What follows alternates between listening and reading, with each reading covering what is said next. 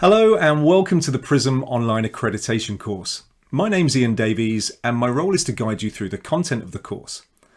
As a coach and facilitator, I've worked with PRISM for over 20 years and I'm delighted to be leading you through this program. PRISM is a revolutionary way of identifying human behaviour because it approaches behaviour from the perspective of neuroscience rather than psychological theory. This principle is important as recent discoveries in neuroscience inform our understanding of human behaviour and challenge more traditional thinking. We'll explore the link between neuroscience and PRISM during the course, and in particular, how the brain works to create behaviour. Now, we make no excuses for covering the brain in some depth, as a good working knowledge of neuroscience is key to understanding PRISM and getting the most from the tool with your clients. This online accreditation course is specifically designed to enable you to qualify as a PRISM practitioner at your own pace, in your own time. The course is divided into distinct chapters, and you can leave and return the course at any time. I'll guide you through the video content, and Alex Eade, who's the PRISM Development Director, will take you through the quizzes and exercises. Towards the end of the course, Alex will also conduct a live feedback session with you and discuss how he can support your initial feedback sessions with your clients. If you're outside the UK, this session will be run by one of our overseas PRISM trainers. So let's get started. I hope you're ready for an engaging, rewarding online learning experience with plenty of insightful content. Introduction to the brain.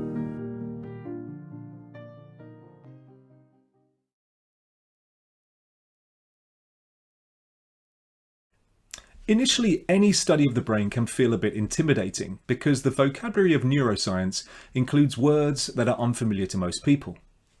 Please don't feel intimidated by the terminology. Learning about the brain is not just about collecting and memorizing new information.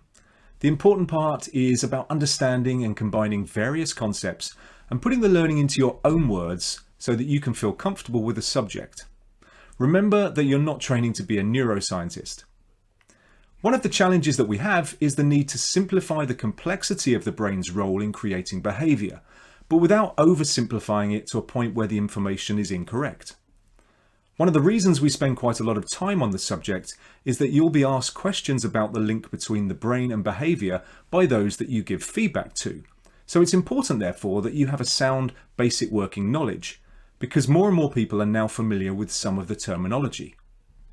In this module, we will cover the core information that's directly relevant to PRISM and neuroscience. So let us consider how the brain works and start examining the activities that take place inside the brain and the mechanisms underlying those interactions. Like many complex structures, the brain is composed of modules that form an interconnected network. The brain is a bit like a car. All the parts of the car work together, but each part has its own special properties.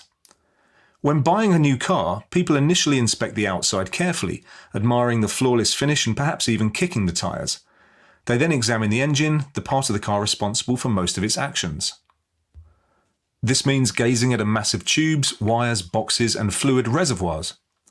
All most of us can do is look because what we see simply makes no sense, except in the most general way. We know that the engine burns fuel to make the car move and somehow generates electricity, but this tells us nothing about what all the engine's many parts do. What we need is information about how such a system works. This brain-car metaphor is important when we consider human behaviour. For example, one output of a car is its top speed, one of its actions. However, no matter how closely we examine the engine, we cannot see where top speed exists. That's because, like human behaviour, its top speed is the product of many parts of the car working together. Similarly, in our brain, activities such as creativity are generated by different parts of the brain also working together. Just like the car, we have a vague sense of what the brain does, but we are unlikely to be able to identify the parts or what they do. In fact, at first glance, the outside of a brain looks more like a mass of folded tubes rather than a structure with many interconnected pieces. The challenge that we face in learning about the brain is to identify some regularities in its organisation and to establish a set of principles that helps us to understand how it all works. However, before we turn our attention to the brain and how it works, we need to examine what the brain is designed to do. Knowing the brain's functions will make it easier to grasp the rules of how it works.